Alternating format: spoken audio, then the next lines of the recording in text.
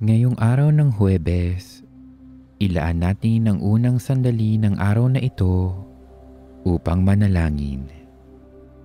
Sa ngalan ng Ama at ng Anak at ng Espiritu Santo. Amen. O Diyos Ama, pinupuri kita bilang iyong anak.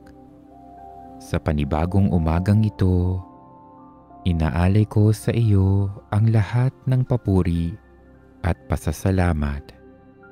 Puno ka ng kabutihan at kaluwalhatian. Itinataas ko rin sa iyo ang aking mga pangangailangan. Higit sa lahat, tulungan mo ako ngayong araw na sapat kong magampanan ang aking mga tungkulin. Samahan mo ako sa bawat gawain ko sa araw na ito. Maraming salamat na sa paggising ko, taglay ko pa rin ang lakas ng katawan at malinaw na pag-iisip na kinakailangan ko sa maghapon. At ipahintulot mo nawang magbunga ng mabuti ang aking mga paggawa.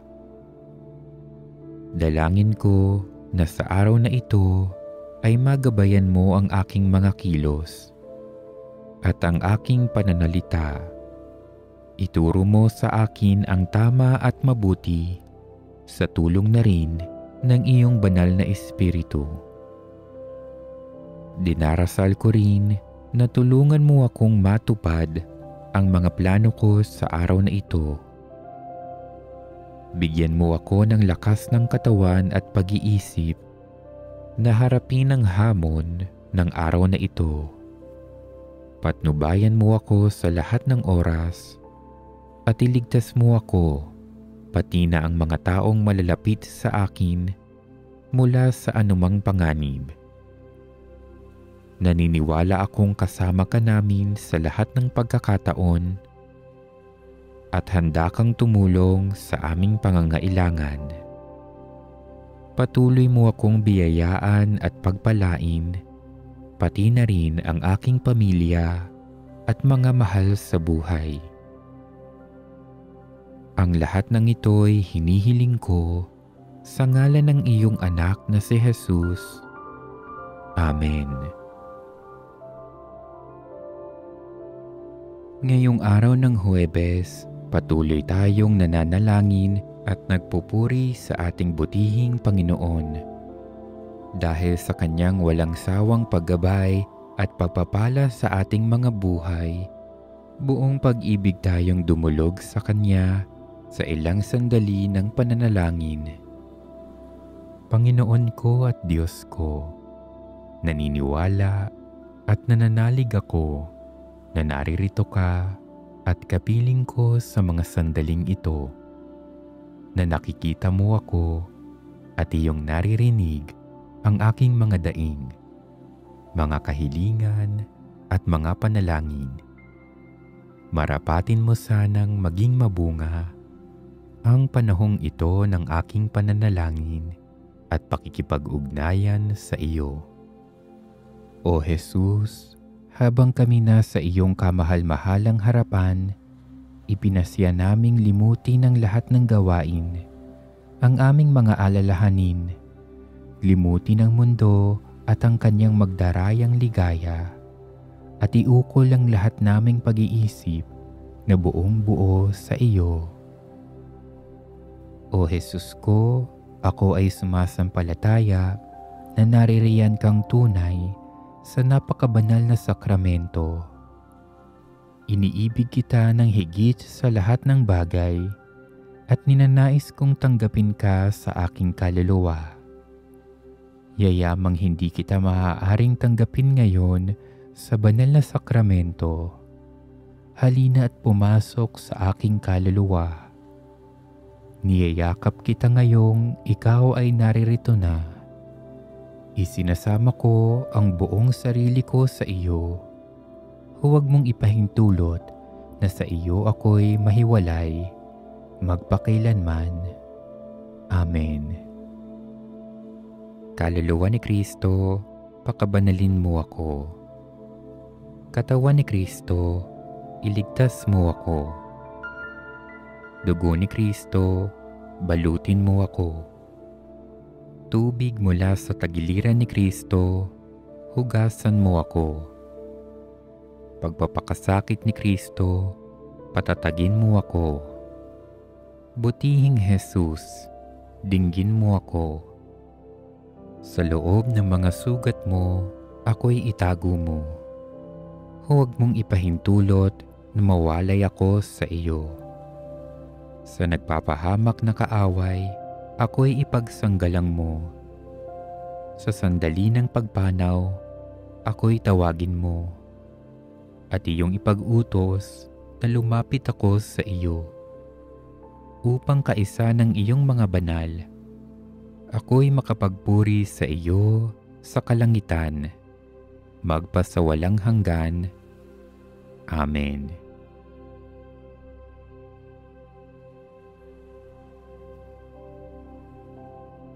Pinupuri at pinasasalamatan ka namin, o butihing San Roque, sapagkat ikaw ang napili at itinalaga ng Diyos bilang tagapag-alaga ng mga taong may kapansanan sa katawan at kaluluwa. Isinasamo namin na lingapin mo ang lahat ng mga dumudulog sa iyo. Ipagsanggalang sa lahat ng mga panganib sa katawan at kaluluwa, lalong-lalo na sa mga tukso laban sa kalinisan. Magalang kong iniluluhog sa iyo ang biyayang pagtibayin pa sa araw-araw ang aking pananampalataya at kamtan ang liwanag ng Espiritu ng Diyos para sa mga nasadlak sa kasalanan tulad ko. Saklolohan mo ako at ituon mo sa akin ang iyong butihing paningin upang mapaglabanan ko ang mga hirap ng katawan, puso at kalooban, at nang sa gayon ay maging karapat-dapat ako sa mga biyayang nais kong makamtan sa araw na ito.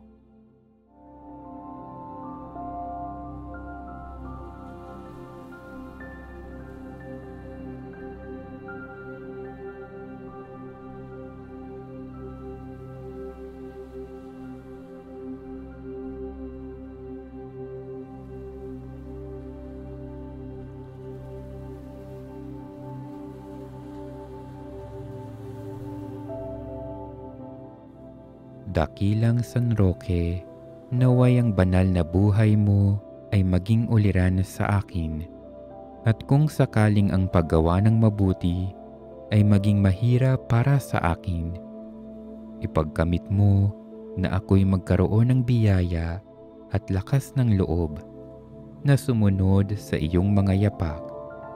Ikaw na nagpakita ng mabuting halimbawa sa pamumuhay sa piling ng Diyos. Dumating nawa ang sandali na sa iyong tulong ay maging karapat-dapat ako sa mga pagpapala ng may kapal, upang sa langit ay makapiling ko rin ang Diyos na kasama mo. Amen. O San Roque, ipanalangin mo ako ngayon at sa oras ng aking kamatayan. Amen. O kabanal-banalang apostol, San Judas Tadeo, tapat na lingkod at kaibigan ni Jesus, dahil kay Iscariote na nagkanulo sa iyong mahal na Panginoon, ay nakalimutan ka ng marami, ngunit ikaw ay kinikilala ng simbahan at pinararangalan bilang pintakasi ng walang pag-asa. Ipanalangin mo ako na isang kalunos-lunos na makasalanan. Gamitin ang iyong karangalan at kapangyarihan upang dulutan ng lunas at awa ang mga dumudulog sa iyo.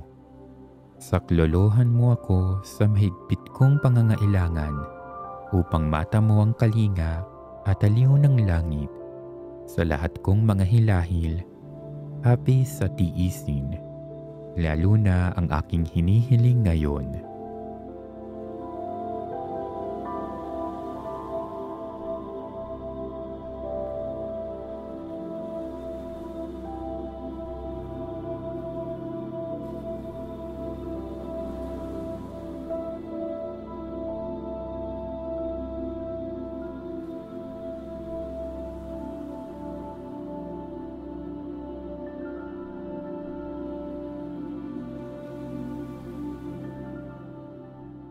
Pasasalamatan ko ang Diyos na kasama mo at ng mga santo at anghel sa langit magpakailanman.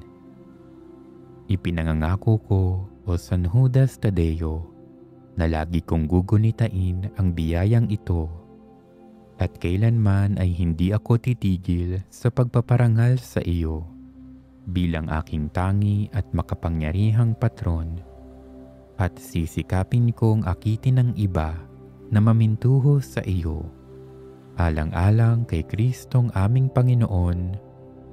Amen. San Judas Tadeo, ipanalangin mo kami at lahat ng dumudulog sa iyo. San Judas Tadeo, huwaran sa kababaang loob, salamin ng pagtitiis, liryo ng kalinisan, alab ng pag-ibig ng Diyos, ipanalangin mo kami. San Judas Tadeo, aliw ng mga nalulumbay, takbuhan ng mga makasalanan, saklolo ng mga nahihirapan, tanging pintakasi ng mga walang pag-asa, ipanalangin mo kami.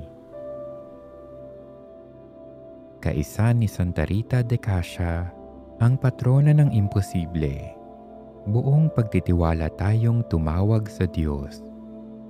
Makapangyarihang Ama, buong kababaang loob akong lumalapit sa iyong harapan at umaasa sa iyong awa at pagpapala.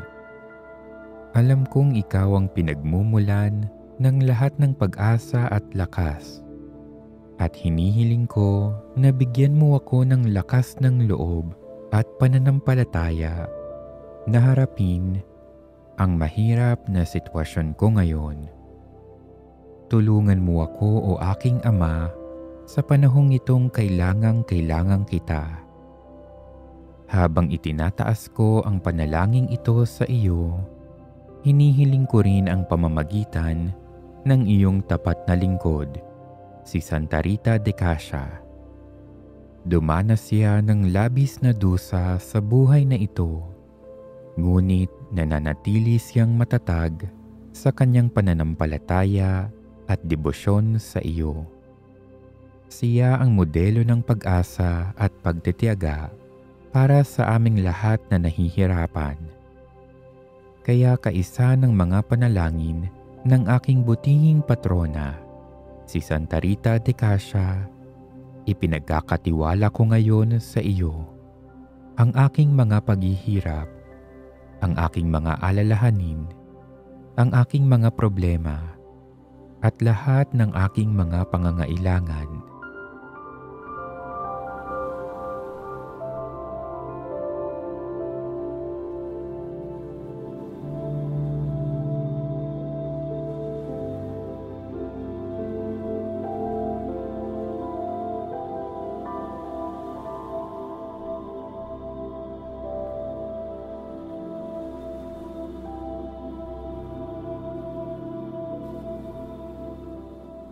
Mahal na Santa Rita de Cascia, patrona ng mga imposibleng bagay, umaasa ako sa iyong mga panalangin at mabisang pamamagitan.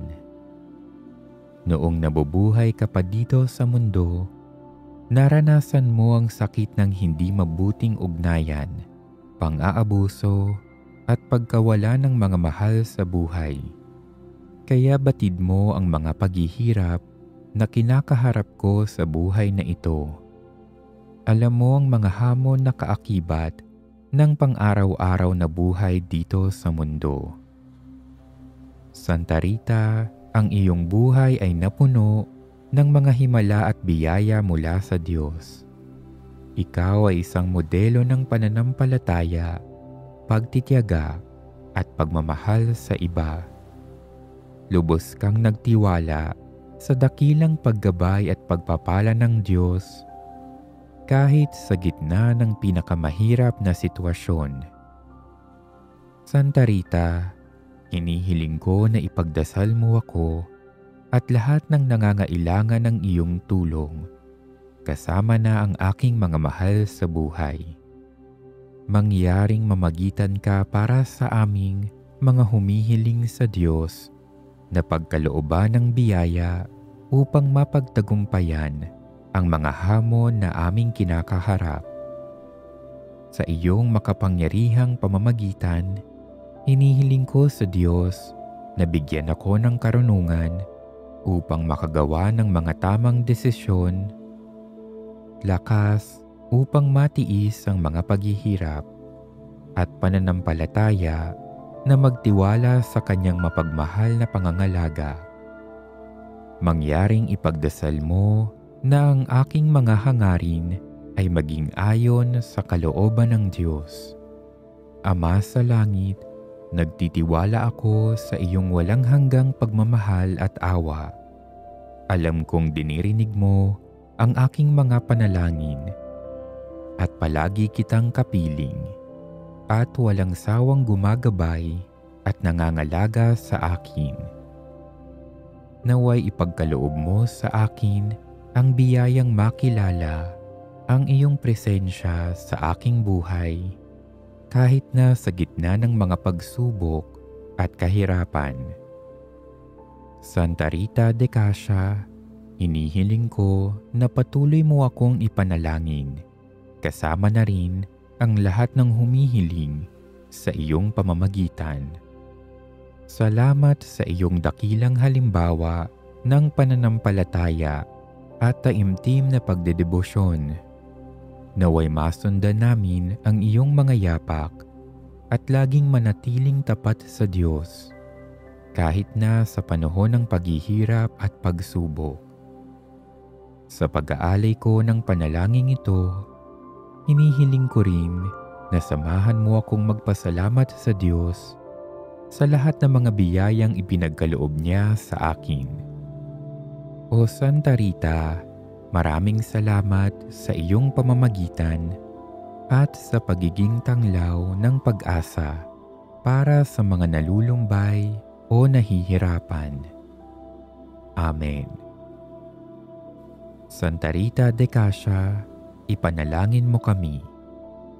Sa ngalan ng Ama at ng Anak at ng Espiritu Santo. Amen.